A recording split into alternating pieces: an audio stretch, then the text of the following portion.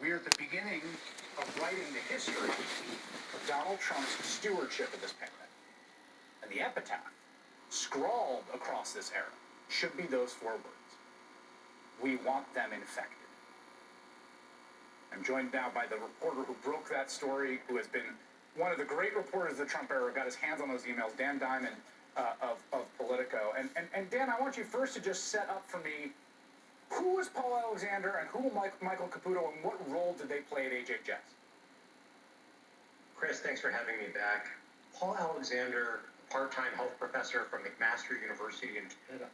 He became a scientific advisor in the Trump administration.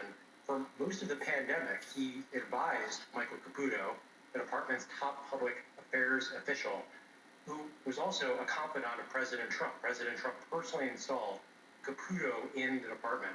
So to put it in simple terms, Paul Alexander was the hand-picked advisor to the hand-picked head of federal health communications during the pandemic. And for months, Paul Alexander sent emails to CDC Director Robert Redfield, FDA Commissioner Steve Hahn, other officials urging them to let Americans get infected. Young Americans, middle-aged Americans without pre-existing conditions, infants, to accelerate what he and others in the administration believed, this idea of herd immunity, that by having so many relatively healthy people get infected, it would be a way to contain COVID, allow the president to reopen the economy. And when some officials got these emails, like Kyle McGowan, the former chief of staff of the CDC, a Trump appointee, we spoke today, McGowan said, when I got these messages from Alexander, I assumed he was speaking with the weight of the White House. This is an important point I want to just reiterate and quote from your story here. It was understood that he spoke for Michael Caputo, who spoke for the White House, said McGowan, a Trump appointee who was CDC chief of staff before leaving this summer. That, in any administration, the org chart doesn't really matter. People have different titles, they're going to that place. What matters is your proximity to the president.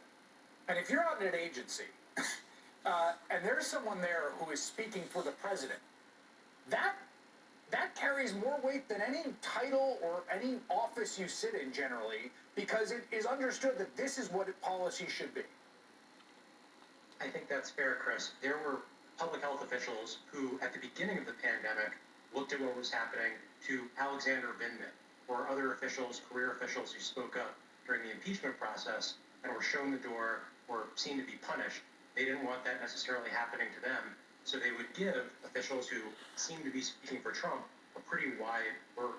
And in the case of Paul Alexander, this was a guy who did what he did for months and months without any resistance that we saw. I want to just quote another line here, because again, it is shocking to read this, but this was explicit. The bottom line is, if it is more infectiousness now, the issue is who cares. That's Alexander writing in July 3rd email, the health department's top communications official. There's a long period in the history of this pandemic where that thinking, as represented by Scott Atlas to the president and the sort of